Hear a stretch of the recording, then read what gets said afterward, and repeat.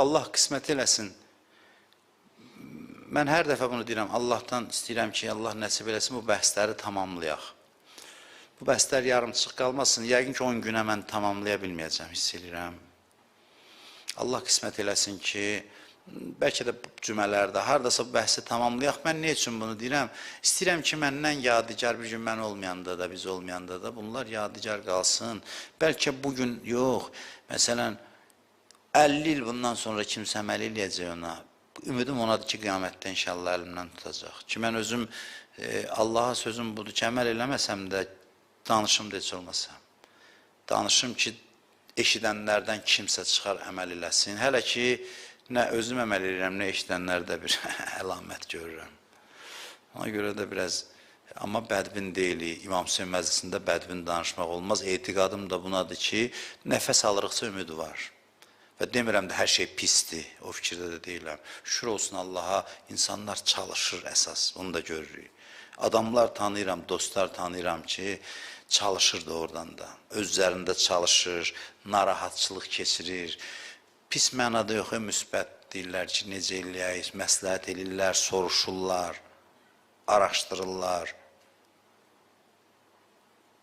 Neçə dənə görsən mesajlar var ki, özüm üçün yadigar saxlayıram onları. İnsanların verdiyi reaksiyalardır, mənəvi hallarıdır. Görsən ki, şükür Allaha bu da var. Mən istəyirəm bu bəhsi sona çatdıraq inşallah. Bu bəhsi çox cəmaat təriflədi, dedilər ki, çox lazımlıdır, çox. Heç bu qədər də mən özüm reaksiya gözləmirdim ki, insanlar bunu çox yaxşı qarşıladılar. Ümid edirəm ki, bu məhərrəm həyatımızda dönüş nöqtəsi olsun. Mən bu etiqaddayım ki, biz bir il İmam Hüseynə düz əzadarlıq eləsək, həmin il İmam Zaman zuhur eləyər, düz əzadarlıq eləsək, düz əzadar olsaq və bu bəhs də buna kömək eləyə bilər.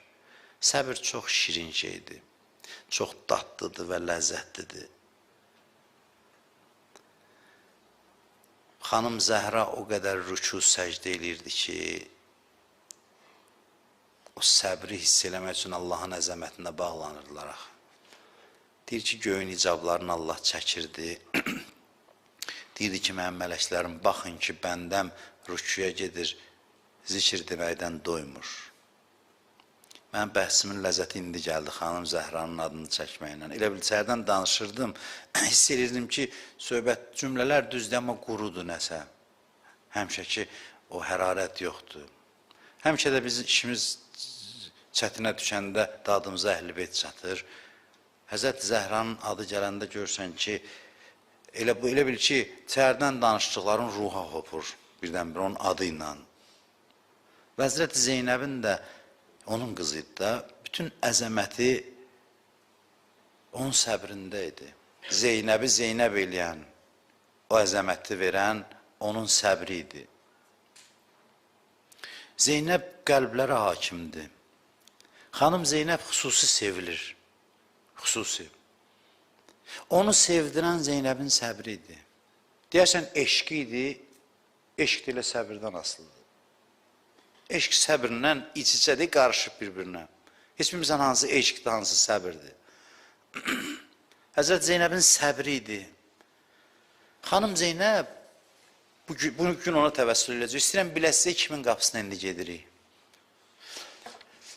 Bunu deyim, demişəm keçən illərdə. Deyir ki, hər dəfə gedəndə əzan məclisinə, əzan məclisi burada oturanlardan ibarət deyil, evlərdə qoşulanlardan ibarətdir. Bu sözümə qiyamətdə cavab deyəm mən. Evdən qoşulanlar ki, oturub deyirmə, məclis vaxtıda oturmuşam, mən baxıram, onlara da aiddir. Ayətullah Behçət deyirdi ki, gedəndə ora demin ki, İmam Hüseyin məclisinə gedirəm, deyin Kərbəlaya gedirəm. Bunu yoldan keçən demir ha. Deyin Kərbəla ziyarətinə gedirəm, hər gün Kərbəlaya gedirsən. Kərbəlanın təsirlərini bu verir sənə. Və hiss eləmişəm mən, eyni cinsdəndir, qəribədir. O oradadır, bu buradadır, amma fəza eynidir görsən. Fəza eynidir.